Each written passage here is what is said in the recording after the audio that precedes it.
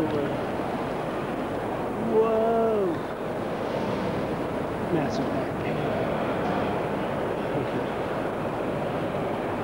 Okay.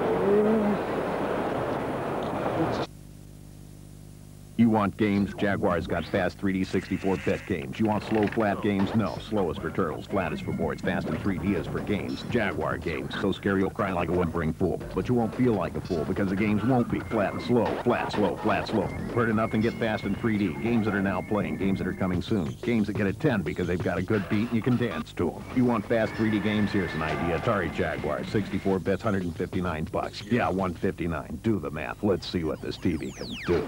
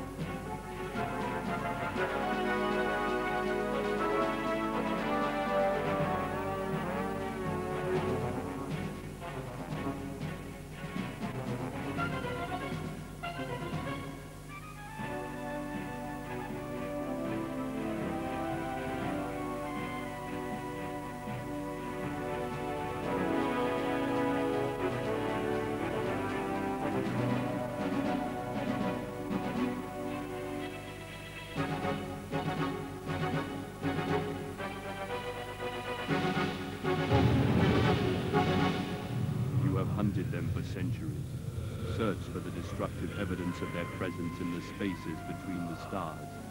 For eons you have followed, and they have always eluded you, until now. And now you will face your most ancient enemy in a battle for the soul of a star.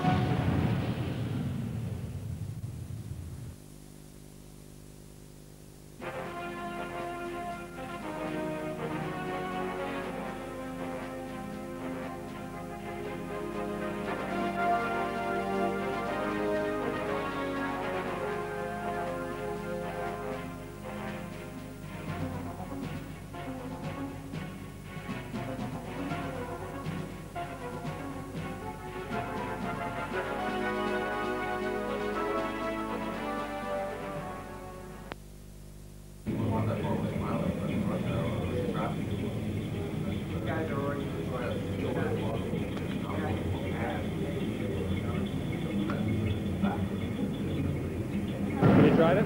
Not yet. I'm done. Okay, here we are at E3 with Dean Fox, who's the Executive Vice President of Marketing at Atari. I'm sorry, Senior Vice President of Marketing at Atari. He's recently joined Atari. Can you tell us about what your past experience is in video game marketing? I've actually been with Atari in the original Warner days and spent some time with them at that time running their advertising. Since then I've worked at Sega and helped start a company called Rocket Science. What was Rocket Science responsible for? Rocket Science was a new Hollywood, Silicon Valley startup. Very big funding, very big expectations, very exciting software. How would you compare working with Sega to working for Atari? What are the differences that you see, and what are the benefits and drawbacks on both sides? Well, clearly, because Sega is a Japanese company, working with a Japanese company involves a great deal more trans-Pacific diplomacy. Atari being an American company based right here in Sunnyvale, California, it's pretty easy. Everything's in one building. You can talk to everyone you need to talk to manufacturing, make things happen much faster. Given that the Ultra 64 has been pushed back till '96, that leaves the Jaguar sort of as the sole contender in the lower price range of the next generation systems. How does Atari see that as an advantage, and what is going to be done to exploit that in marketing terms? Well, I think it's very rare in marketing or business in general to get an opportunity like this. Frankly, there is no alternative to Atari under $300. There are a great many people who are not going to pay $300 for a game system. So it's fairly easy to exploit. We have a great system, we have great software, and we have the best price in the business. Are we going to be seeing any more national TV ads or even local TV ads for out of the LA area? Our advertising program is going to be the largest in Atari's current history. Very significant advertising. You'll see it everywhere. It's a national program. It involves network television, spot television, cable television, consumer print, and radio. One of my last questions, and it's a self-motivated one. I realize Atari has plans to get on the net and possibly do a World Wide Web page. What is Atari planning to get out of the World Wide Web page and the rest of their net access? And how does marketing fit into it? Well, historically, Atari's had a very faithful, loyal following of people from the computer days as well as the game 2600 days. And that following continues to be at the forefront of web activity. So we realize we want to keep our communications with those people as broad and deep as we can make them. The web is definitely a part of that picture. We want to let these people know because they're the ones who'll spread the word about Jaguar. Is there anything else that you'd like to share with the people at home regarding Atari's future and your plans and how you fit into Atari? Well, I think if you look at the overall package of Atari products, including VR, which is definitely a breakthrough, we have the fastest tracking mechanism ever made, and at a target price point of $300 for a home system, we'll be the first in the home with real VR, immersive VR, not black and white, not non-immersive VR, but real arcade-style VR. Once you've played these games, you don't want to play any other kind of games. It's a much better experience. Jaguar will deliver so much more in terms of CD, and JagLink, which is a way to play 2 Jaguar systems, one to another Jag modem, 6-button controllers. We've got many, many new products coming, and it'll be a very exciting year for Jaguar. I certainly hope so. Thank you very much, Dean.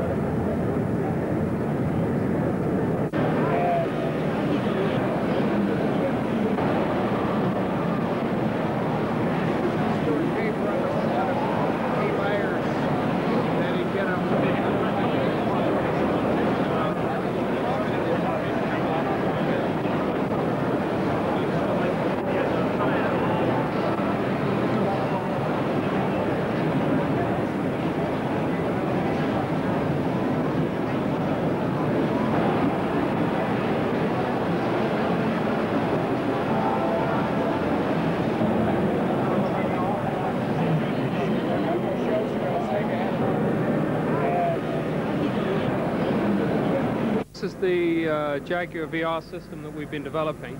Basically, as you can see, we have a helmet design or a headset design. We have sort of 3 special parts on this system: the optical system, the tracking system, and also the acoustic system. In terms of the tracking system, we have probably the world's highest performing tracking system, even though it's a consumer unit. This unit actually performs to a higher specification than even the industrial systems that we use in our high-performance arcade systems. And in that context, we're able to not only track the headset in real time, in fact it's at about 200 hertz, but we're also able to track joysticks as well. So that's going to provide a real richness of functionality for the unit. The second key thing is in the optics. We have a very special optics design that really utilizes the full power of the LCD display technology in here. And in that context, the system provides a very wide field, about 52 degrees, high-quality color image in the unit. So obviously it means that you don't have to have your TV set anymore. And what is the degree of the field of view on your arcade systems? In comparison to the field of view on the arcade system, we're running at about 70 degrees on the arcade system. So this is 52 degrees. So it's a little bit less, but nonetheless, from a high-quality LCD system at this price point, it's revolutionary. The third main feature is the acoustic system, and we're using some special loudspeaker technology that actually comes very close to one of the bones on the head, and that allows for us to get quite good acoustic response in the unit. So basically you get fabulous 16-bit and 32-bit sound. Added to the unit is the microprocessor over here, which calculates all the angles, etc., and manages the whole VR system. And basically you wear the system in front here. If I could show you, this is just the very first prototype, first time we've shown the system. So it's not in any way to be assumed that this is the production quality. But if we load up the game here, what I'll demonstrate to you, and it's only about 2 months old, this game, but you'll see just how fast and real time the tracking system is. This is the first game we're doing called Missile Command, and as you can see, the unit is extremely responsive, and basically if you play the game, you can see that you can track very effectively and in real time, which is the first time this has ever been done at these sort of price points. And you see that you have a full-blown VR system here for the consumer. And you say this game is only 2 months into development? Yeah. Very, very impressive.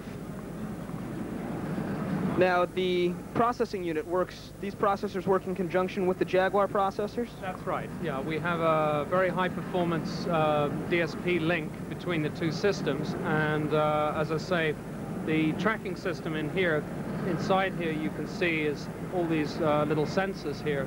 The mathematics in this is taken nearly a year to develop, just for the mathematics. So some real rocket science going on here.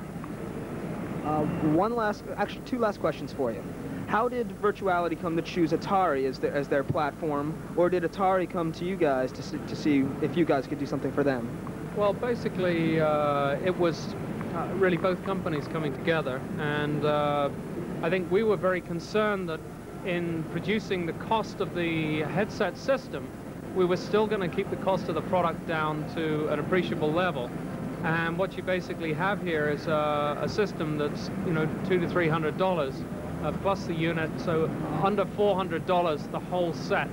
And this is the first time that we've been able to reach this price point. Price point is absolutely critical to get this unit up into the volume, to get the platform very spread.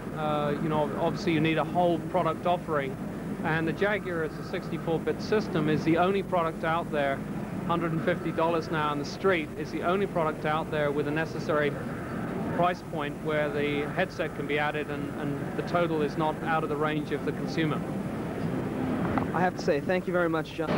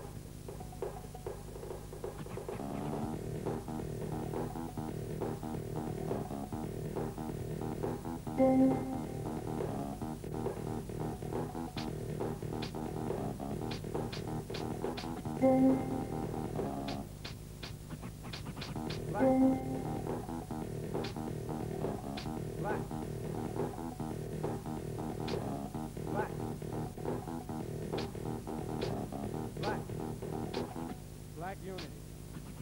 White. White. White. White. White unit.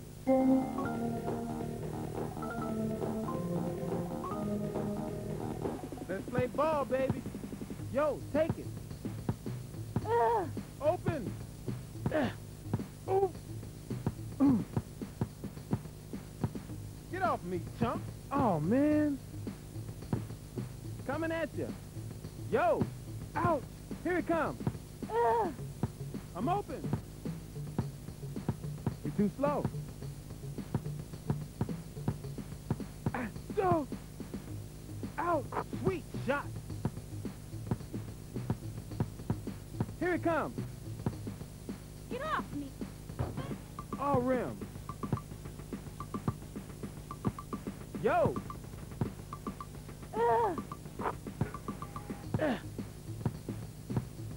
Get off me. Get off me. Get off me. Sweet shot. Comet. Here it comes. Get off me, chump. Oh, man. Hands on the rim. Yo, take it.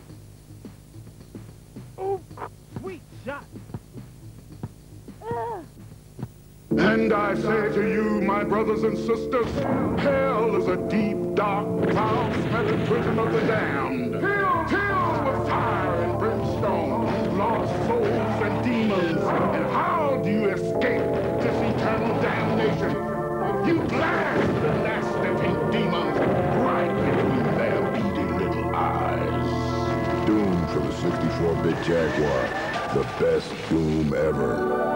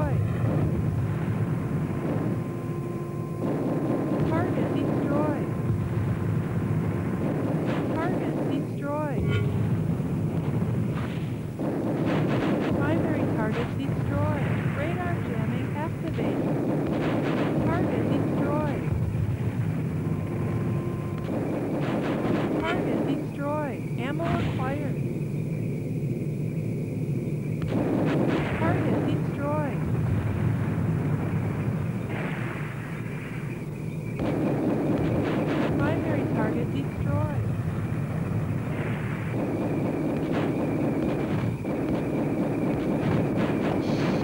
Target destroyed.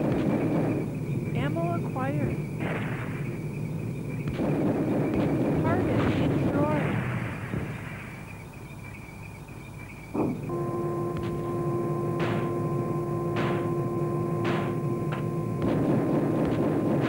Target destroyed.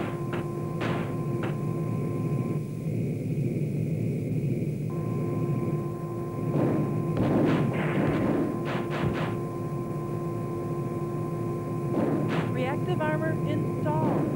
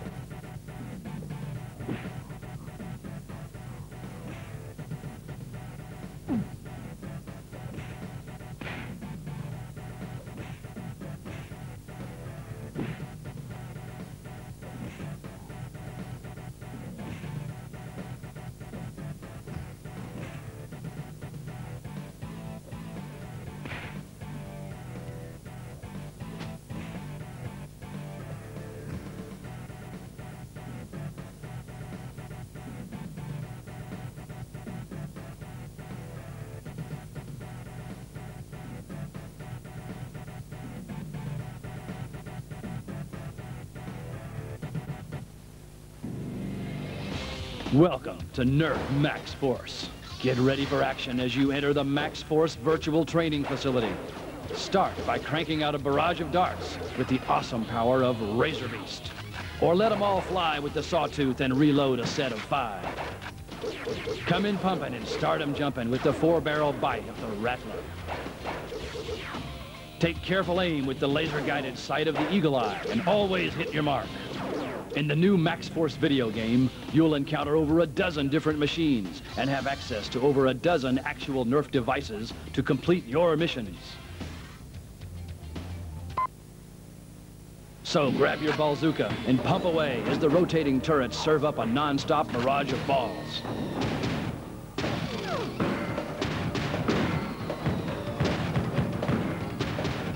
It's enough power to turn any cyber snort unit into a pile of recycled junk.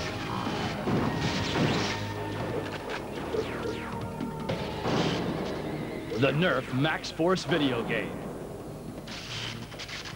It's Nerf to the next power.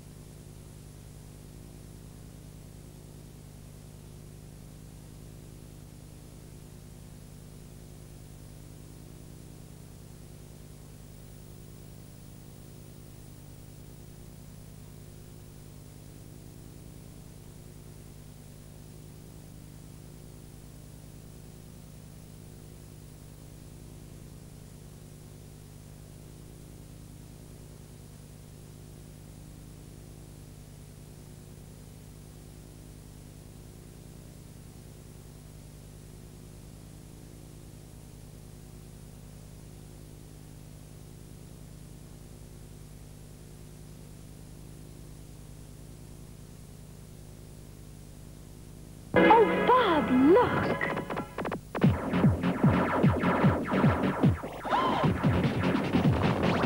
What do I think? I don't know. What's the use of even trying? You can't get a break. New Tempest 2000. What's that? Only on the Jaguar 64-bit by Atari. Do the math. Hello and welcome to the E3 Expo from Los Angeles, California. My name is Jim Marsteller for AO Magazine, and with me is the one and the only Jeff Minder from Lamasoft. Jeff, how you doing? Not so bad, thanks. Now, how do you feel knowing that a lot of Jaguar owners regard you as the messiah of Jaguar programming? Well, I don't know about that. I just try and do a good job whenever I can. Well, we're going to take a look at some of the stuff Jeff has done. And my favorite soft of the entire show, believe it or not, is not a game, but it's actually the VLM, Virtual Light Machine. We've been hearing a lot about it. This is actually it. And let me tell you, it's just fascinating. Jeff, do you want to show us some of the different methods or the different modes that we have with VLM? Sure. Well, there are 81 different effects arranged in 9 banks of 9 effects each. And if I just step through some of them here. Yeah, I know the one that we saw on the Atari demo tape, the Atari dealer demo tape that was offered to a lot of the people before Christmas was nice, but it didn't really show off some of the stuff I saw at the show. Some of the things that I've been seeing today, I was like, wow. The VLM was an option where you could actually put audio and audio line directly into the VLM, so you didn't have to play a CD. Are they still talking about marketing that when the CD comes out? Well, there's the design for that particular cartridge is done. Whether Atari will do it, I don't know. They're still thinking about it at the moment. If they don't do it, then probably the Virtual Light company will. Okay, so I guess we got to start sending our letters now. Defender 2000, you've got 2 modes operating right now. That's the Classic and the Defender Plus mode. Yeah. And you're kind of, how far are you with the 2000 version? Well, most of the backbone of 2000 is in. The tiling generator for the parallax scrolling backgrounds is in. The perspective surface generator is in. The main sprite handling stuff is in. And the demo mode I've got, which is disabled in this version, is running 128 objects, full collision detection. You can fly the ship around, you can shoot at them. A lot of it there. The main reason they don't want me to show it at the moment is because some of the graphics are just placeholder graphics, and we don't really want to be showing it when people might get the wrong impression. But it's looking very sweet, 60 frames a second, larger play area, larger than the screen, vertical scrolling as well as horizontal scrolling. I'm very pleased with progress so far. Okay, so we're still on schedule for fall release of the CD? I hope so. I'm going to have to work my butt off, but that's what I'm aiming at. Well, a lot of people are waiting for it, Jeff, so we got to work hard. Okay, we're going to try to see if we can step back and take a look at the game now. Could you just kind of like explain the different mechanics of what we got right here? Oh, there's Flossie. And Flossie says the work is in progress. Isn't she lovely? Absolutely gorgeous, Jeff. Absolutely gorgeous. You got to get her back here. Yeah, well, as we're here at the start of Plus mode, I'll demonstrate Plus first. Okay. I'm going to start with the AI droids. That means you've got 2 little smart helpers which fly along with the ship, and they're much more intelligent than the droid was in Tempest, which just shot things. These guys will not only shoot things for you, they'll catch falling humanoids, they'll shoot landers that are taking away humanoids and pick the humanoids up and bring them back to the ship for you. Great, let's see some. Okay, let's go.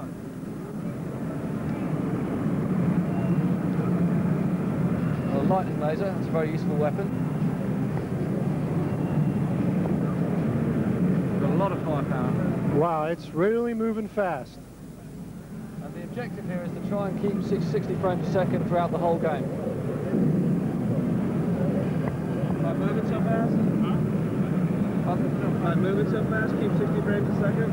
Yeah, we're going to keep 60 frames. Now, what do you call this? No, I know in Tempest we called it Meltovision. What do you call these graphics effects that you're seeing back here, like the Aurora in the background? The Aurora comes from the same school as Meltovision. I don't really know what to call it, I just call it the Aurora. But basically it's done by plotting a line of pixels with the intensity varying at the bottom, then scrolling it upwards whilst reducing the intensity. It's very similar effect to Meltovision, but we can get it to run in phase mode, so it runs very quickly. Almost looks like a psychedelic fire or something. Absolutely. Well, I had a bit of bandwidth left over, so I thought might as well use it up in making it psychedelic, hence that and the little plasma down the bottom there. Okay, for the diehard people, how about taking a look at the classic mode of Defender? Any better than that? Yeah, you have one. Okay, now this is classic Defender. As you can see, it's identical as far as I can remember back to the early 80s. Of course, I haven't played Defender in a long time, but I know Jeff has, since he has a full-size coin-op back at his pad. And there may be a few minor tweaks to do to get it absolutely identical, but it's pretty much there right now. How long did it take you to port the original game directly over to the Jaguar? Oh, that was done in a couple of weeks. It was just a warm-up. I thought, might as well get the classic one going first. On a system as powerful as Jaguar, I mean, it's trivial. Okay, well, you heard from the man himself. Jeff would like to thank you very much for talking to us, and we can't wait for Defender 2000. Thanks again. Cheers.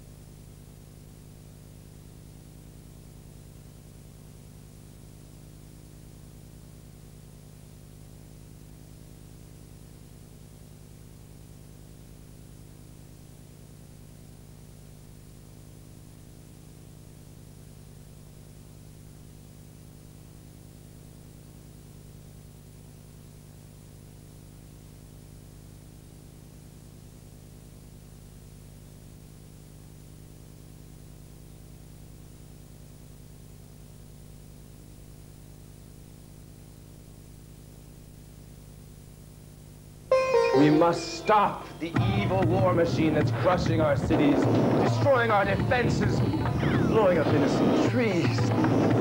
I'm trying, man. Iron Soldier, only on the 64-bit Jaguar.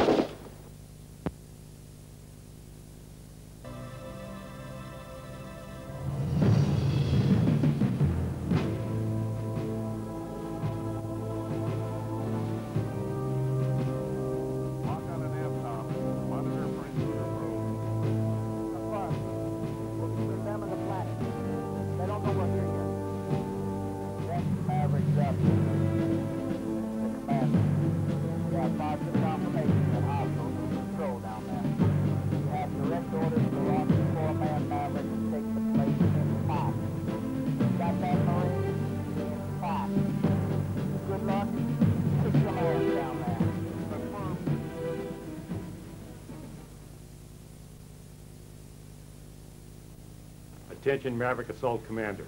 Your mission is to insert a combat squad of 4 troopers and conduct a search and destroy operation. A raiding party of Dalat commandos has attacked us.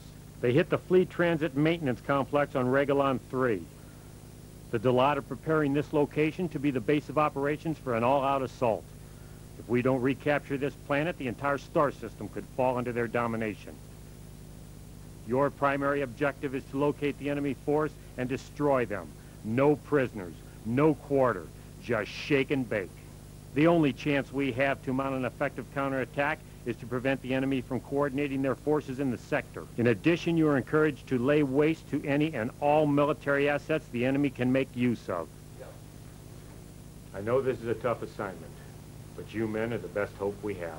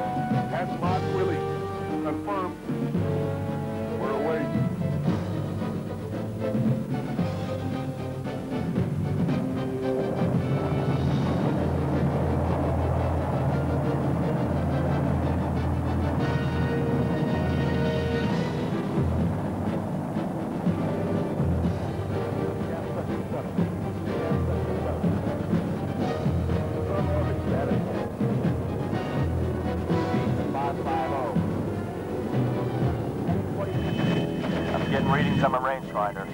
Cargo bay airlock is damaged. Shield failure, starboard bow. Doors locked. Throw it open. When authorized.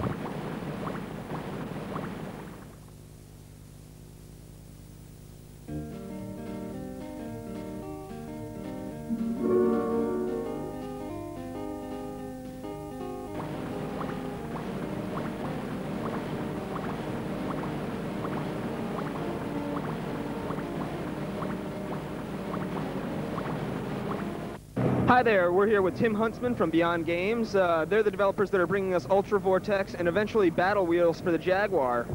We just have a few questions for Tim regarding Ultra Vortex and their work on the Jaguar. Tim, first question. Ultra Vortex has been in development a long time, and a lot of people are asking why. It seemed like it was done for quite some time, and we just wanted to know what were the improvements that you've made to make it that much better? From start to finish, there were a couple of problems. One of them was with software itself, like development software, that had to come up with a lot of things, you know, build it from the ground up. There's not a whole lot of things to help out programmers. At the time when we first got the development system, started working on it, and then as we were going along, we just figured out how to to digitize, get better imagery, and, you know, working with the hardware to be able to do more things, and, you know, figure out how to do the CD sound and, you know, good quality. And we just decided that we're not going to release a half-done crappy game, so, you know, it had to take a little more time, and we decided to take more time to finish it up. Sounds like a good idea. The game plays really well. I understand you're responsible for at least the design and concept behind a lot of the game and the plot. What is it besides the concept work that you do at Beyond Games?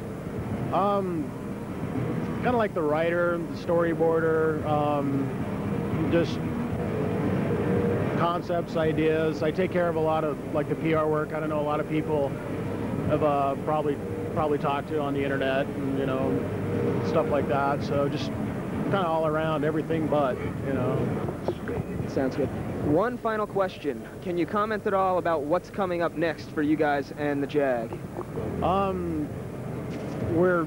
We're probably more than likely 99.9% sure that we're going to do Battle Wheels for it. Because I don't know, people that have played it on the Lynx, it's a pretty fun game, especially playing a multiplayer. And since the Jag can network, and, you know, you can actually play Battle Wheels multiplayer, like split screen, get 4 people going at one time. Well, thank you very much. I'm sure people are really happy to hear that this is going to be out by the end of June, you said? Yeah, hopefully. We'll be done with this in about a week and a half, so. Thank you very much. Try it again. We're going to get direct video feed, but we don't know any special moves. We got to get the special moves. Alienation moves. That was a new background too, wasn't it? Oh, it's a secret.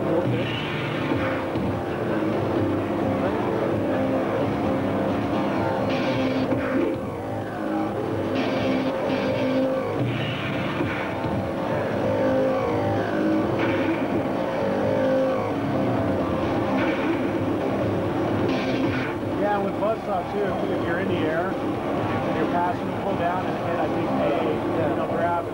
Awesome.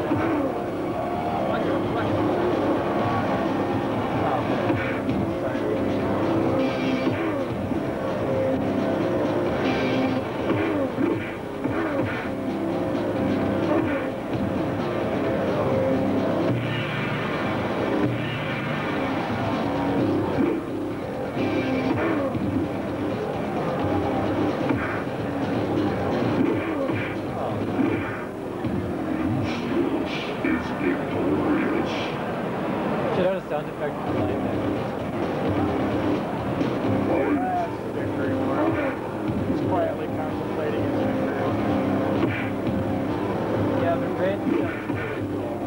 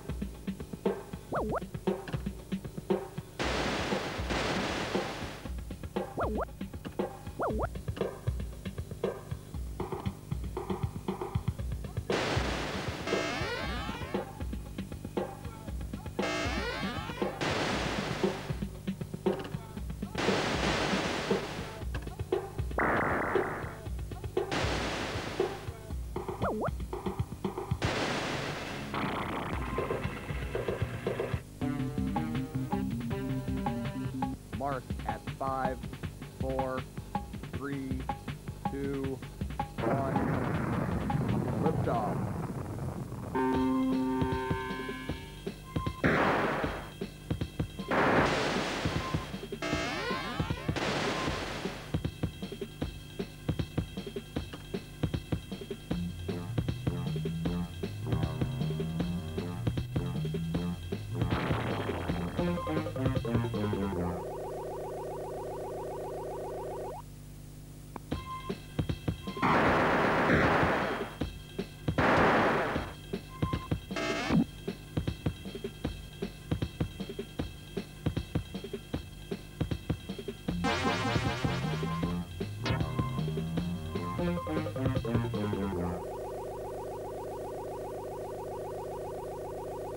We have Scott Legrand and Stephanie, I'm sorry Steph, I can't pronounce you, Wukovitz from 4Play, who are here to show us their creation, Battlesphere.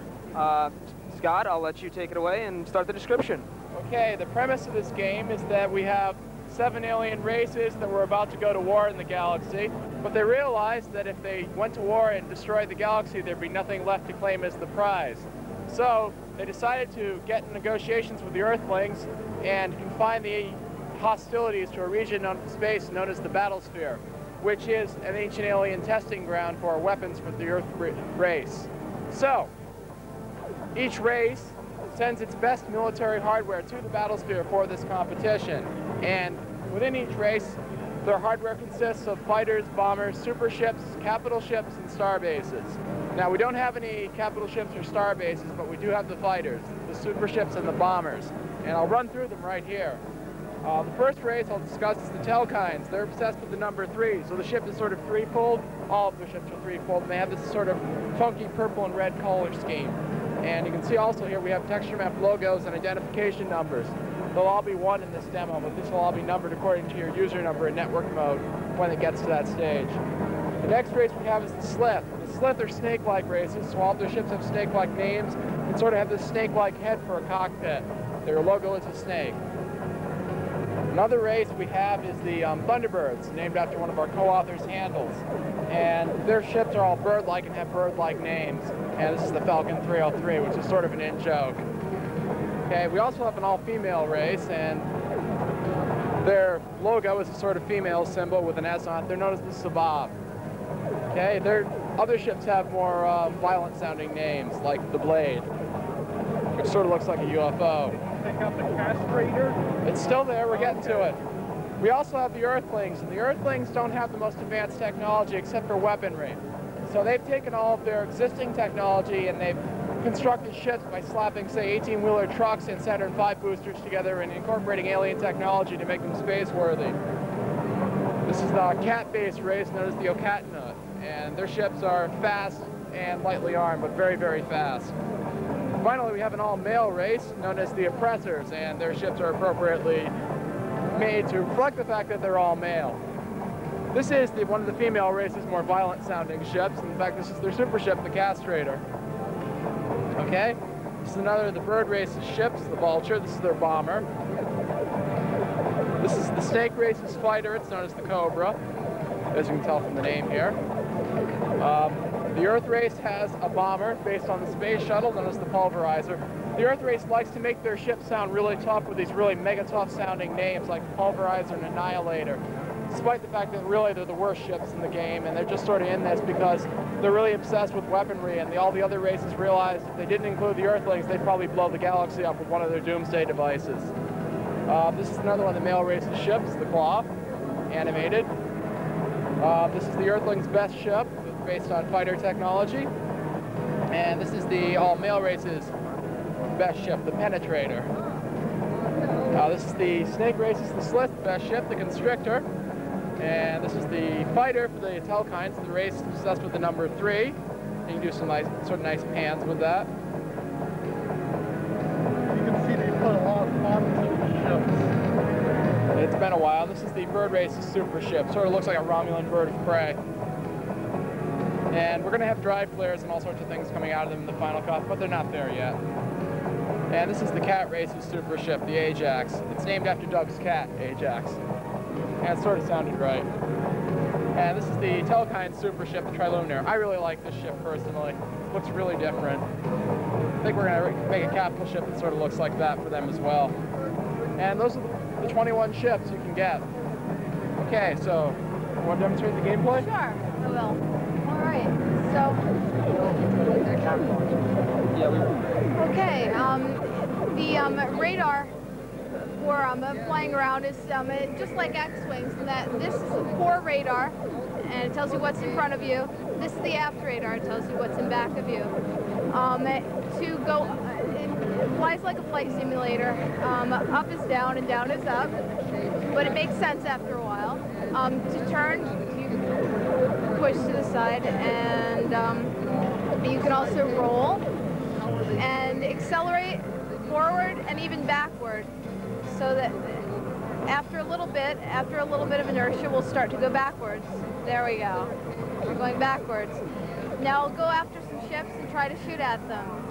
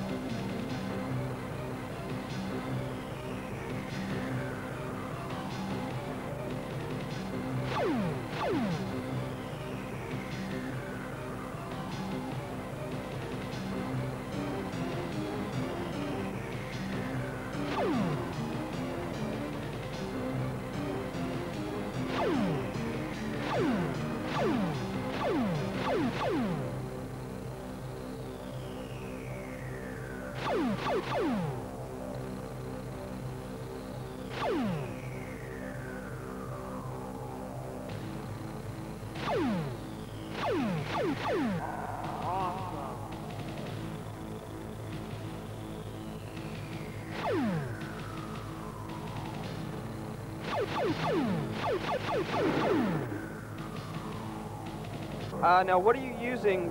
What additional hardware is necessary for you to do networking? For networking, the cat box will be necessary. And can we take a look at one of the cat boxes? Sure. Tom. Okay. I had just asked what additional hardware was necessary for the networking, and I figured now would be a good time for you to give us some background on the cat box. Sure. Cat box is audio, video, and communications device. You can see the ports back here. This over here is the video section. We've got composite video connector, the analog RGB connector, the S-video connector, and you can still use the RF connector on the Jaguar as well. All four of those can be used at the same time, so you can have separate video sources altogether. Then for audio, we have the standard RTA 600 ohm audio outputs that you can plug into your VCR or whatever, your stereo. We have 2 headphone jacks, so you can plug 3.5 millimeter or 1/8 inch headphones into it, and a volume control. It has a really good high quality CD type audio amplifier in it for headphones. And the communications are over here. We have a switch to control which port you're selecting. When it's down, it selects the bottom port, which is RS-232. That can be used with modems or a no modem cable. That's how we network Doom machines together. If it's in the middle position, that's for the DSP pass-through. Atari's voice modem or future devices will plug into that. And in the up position, it's CatNet. These 2 phone jacks are for CatNet. You don't actually ever plug these into the telephone system, but they use cheap telephone type cable to network up to 32 Jaguars with cat boxes together. And how much does a cat box cost? It's $69.95 retail, and this end plugs directly into the back of the Jaguar. Now, where can I get my cat boxes? How do I order one? Currently, we're shipping to a few select distributors, and they're getting out mostly to the small Atari Jaguar dealers. I doubt you'll see them in the bigger shops like Babbage's or EB until maybe October, November of this year, so Christmas season. At that point, they'll be in a plastic case. Right now, they're in this limited edition polished stainless steel case, which there's been pretty big demand for. If I needed to call you to try and order a cat box, can I do that? Is there a number I can reach you at? Sure, you can order directly from ICD, and the number is 815-968-2228 and extension 220. To master Kazumi Ninja, and to defeat the evil ninja Gyaku, you need razor-sharp reflexes, superior strength, and a really good cheat sheet with all the death moves. Kazumi Ninja only on the 64-bit Jaguar. Yeah!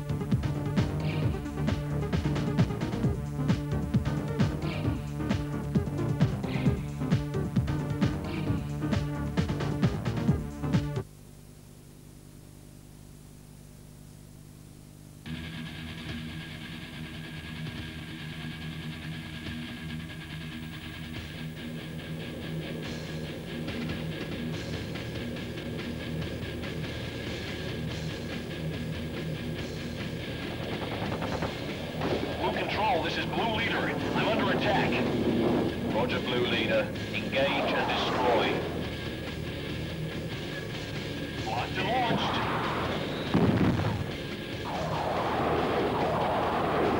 Nice shooting, Blue Leader. They need more practice. One bogey left. It's a Draco jet. Engaging.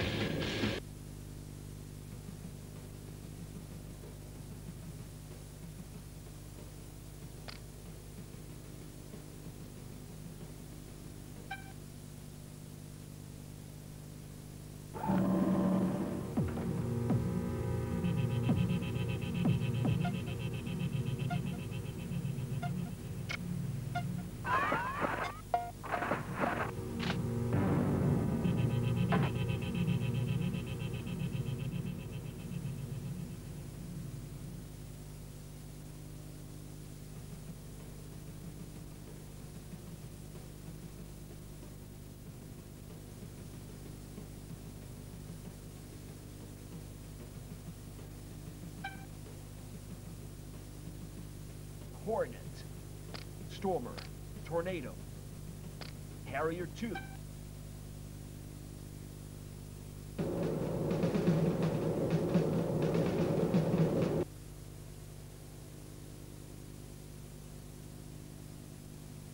Good luck.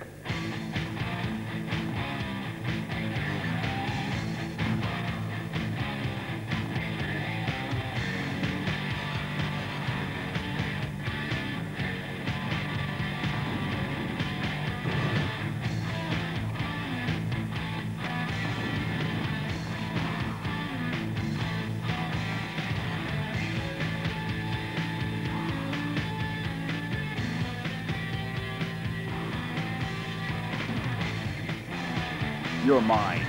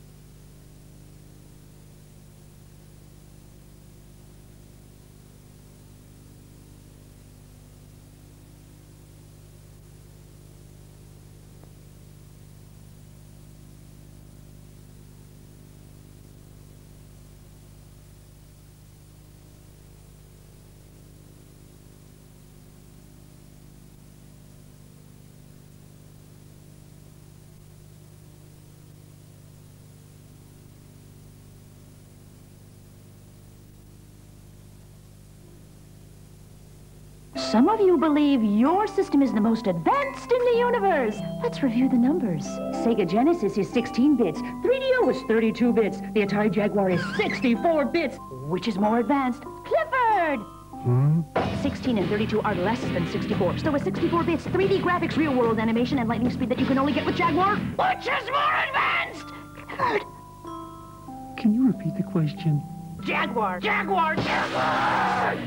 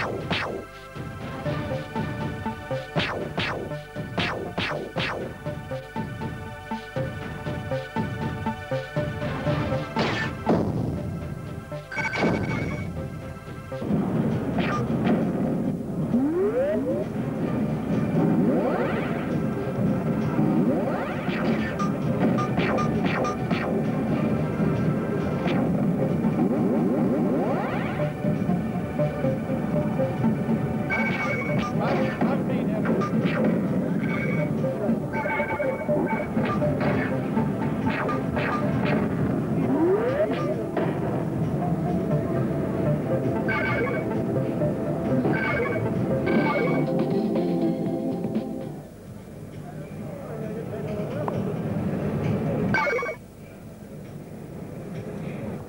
We're now here with Pete Curry and AJ Witten from C West, publishers of such Jaguar games as Cannon Fodder and Pinball Fantasies, which is forthcoming actually on June 9th, so look forward soon. We just have a couple questions for the guys at C West on their background and what they're looking forward to in the future. Peter, what is C West doing now, and what is their outlook on the Jaguar's future? Well, our next title, of course, as you mentioned, is Pinball Fantasies. We have also elected to do Hyperforce. We're not sure when it's going to be out, probably three months from now or so. We're out looking for titles. Anybody who has one, we'd be more than happy to accommodate you, at least give it some consideration. We feel that Jaguar has a pretty good future, basically because of its pricing, and it does actually have a lead in the industry. And just basically, we feel good about everything. I've sort of left AJ out of this whole conversation. Let me ask AJ, what do you do for C West? Basically, I'm in the research and development game testing area. Pete brings me the ideas with the games. I look at them, play test them, find the errors, bugs, report back fixes, and any other suggestions I may have to improve the gameplay and playability of the games. Sounds like a lot of fun. Is there any closing words you'd like to leave to the home audience? Pinball Fantasies, that's the way to go. Right, get in there. There is one thing I would like to say. You need to get into and support your independent dealers, the old Atari base, the guys that are really working hard. Get in there and pre-book your order, especially with your third-party software people. Get those orders in early. It forces the major chains, for instance, to book early, and just get out and support your dealers. Sounds like wise words.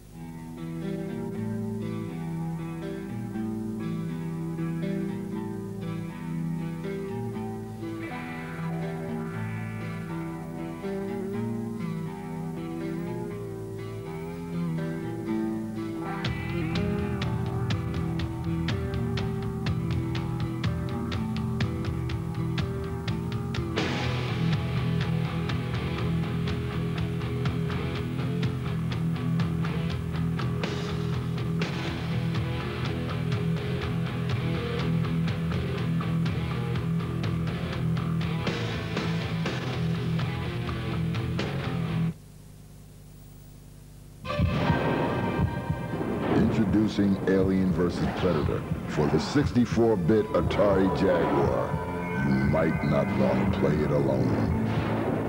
Ah! Mom. Mom?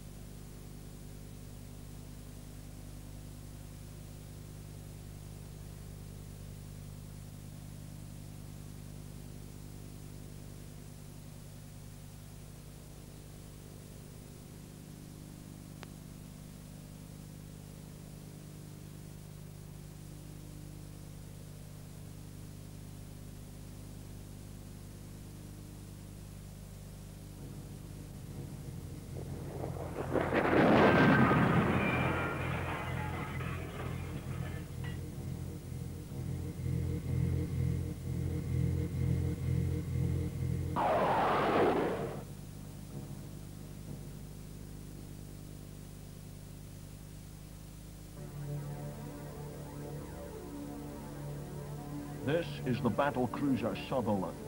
All other battle cruisers have been lost after investigating reports of Phoenician activity in the Perseus star cluster.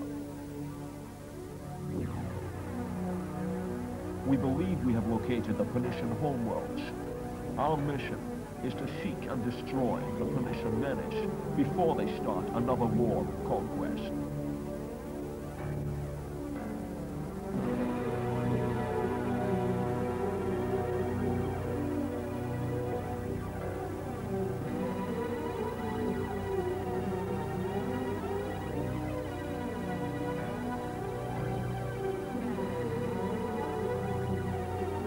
Test runs on the new War Griffon infiltration fighter are complete. Delivery system is successful. Transformation systems are functional. Stand by for war.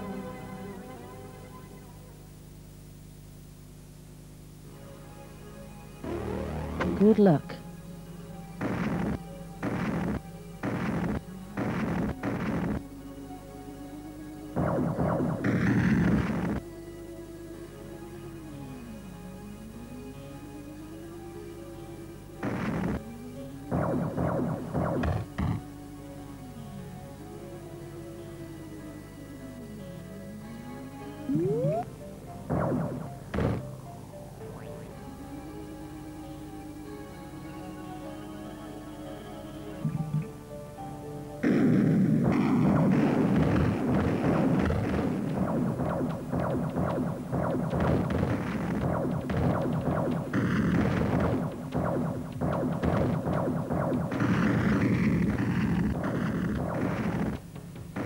Shields low.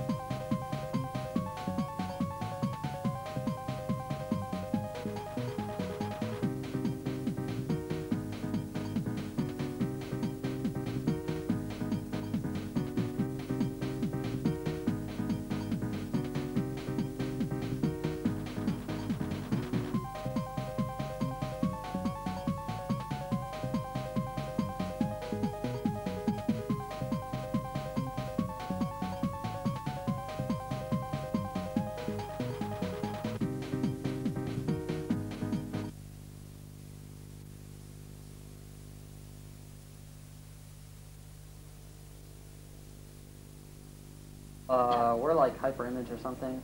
We suck. This is Paul. He's the creative director. I'm Jeremy. I'm the president. And this is Matthias. He's our director of art and design. And we're doing like a little expository interview. And I'm allergic to light, by the way. That's right. There's a lot of light, so if you see a pained expression, it's just the light. So how'd you guys get started? Paul, you want to take this? How we got started. All right.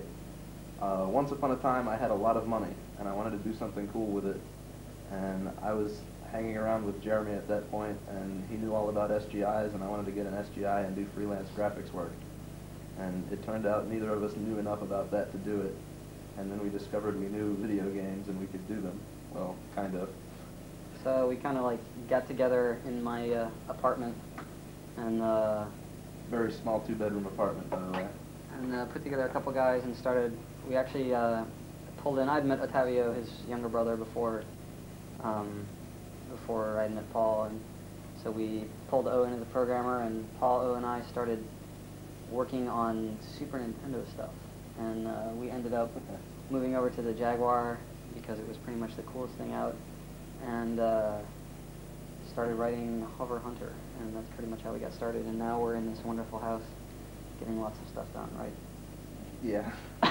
We get all kinds of stuff done. So how do you like programming on the Jaguar? Jaguar's really cool to program on. It's a lot of fun, definitely. It's a little tricky. There's not too much. A lot of people talk about the Jaguar's learning curve, and I don't know, I don't buy that. But it does. You have to definitely get used to programming multiple processors. But beyond that, it's really cool.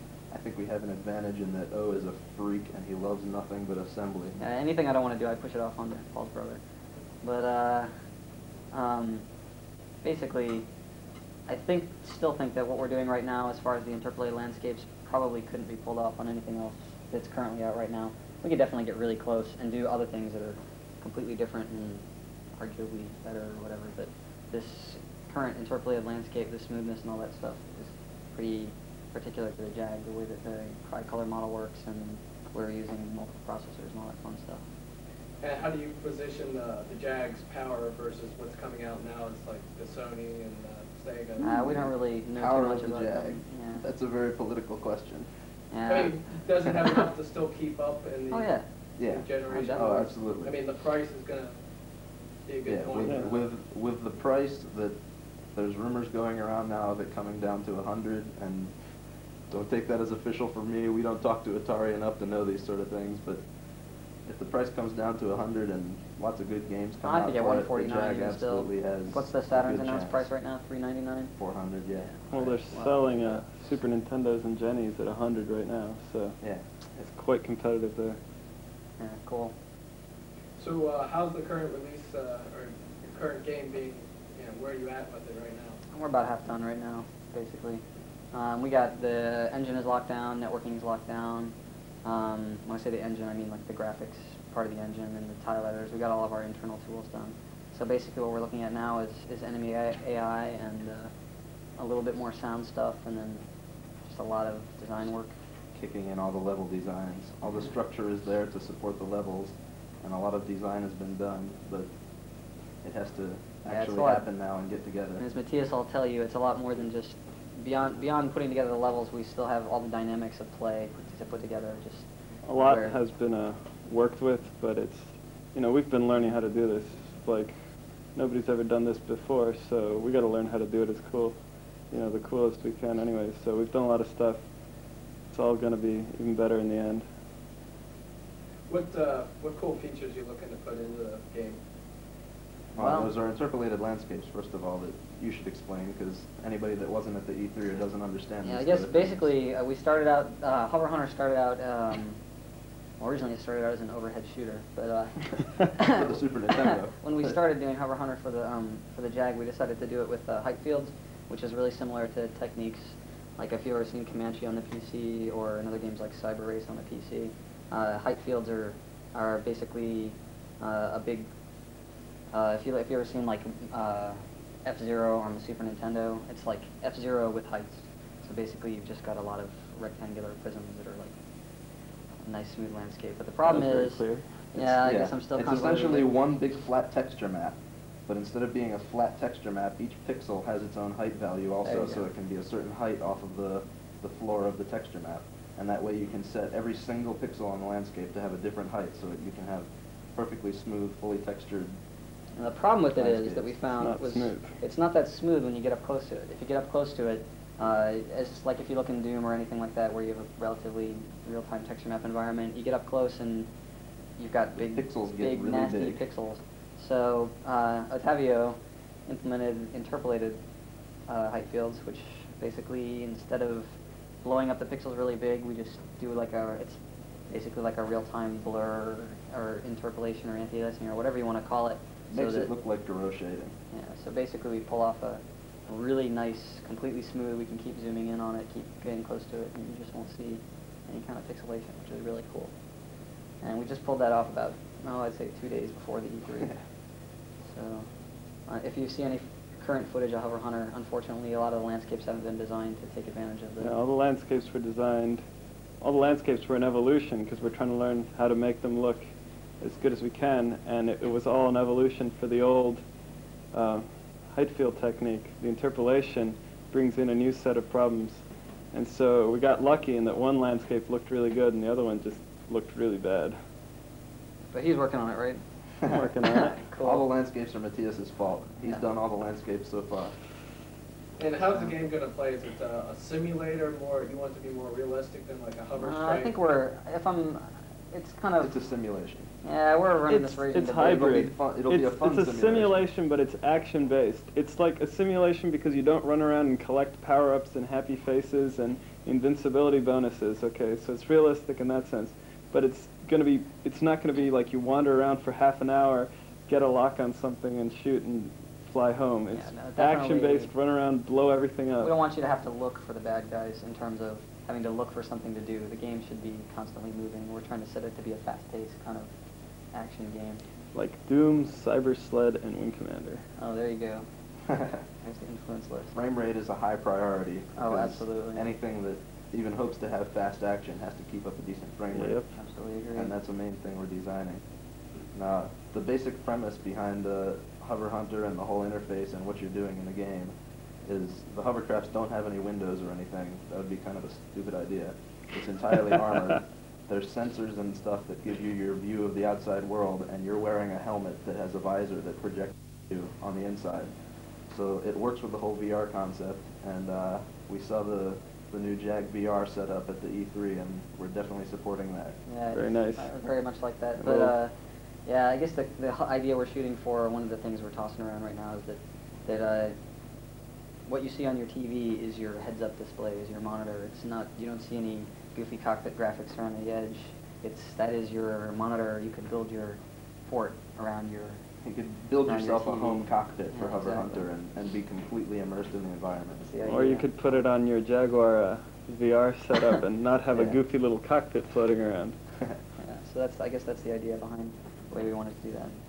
What about the networking? Because I guess we can't talk too much. Because that's really network games important. are it. Network games are the future. Anybody who's played 4-player network Doom death matches knows that, and that's one of the main reasons I'm in it, is to make fun networkable games that you can play against other people, because playing against the computer just gets boring after a while, no matter how good the computer is or how much fun it is. Sure. So basically, right now we've got head-to-head networking working pretty stably. Unfortunately, I broke it a little bit for the E3, but I mean, we had anybody who was at the E3. If you mentioned networking, I gave you a demo of the little head-to-head action. But basically, we're going to be going for cooperative kinda mode, where you get to blow the crap out of your friends.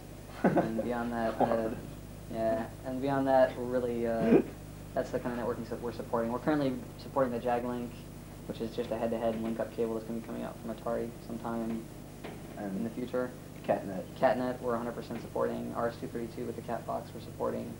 Right now, there's no plans to support the voice modem or haze modems, but if we get enough feedback on that. And while we'd like to make the game as cool as possible, we'd also like to get it out before next Christmas. Yeah.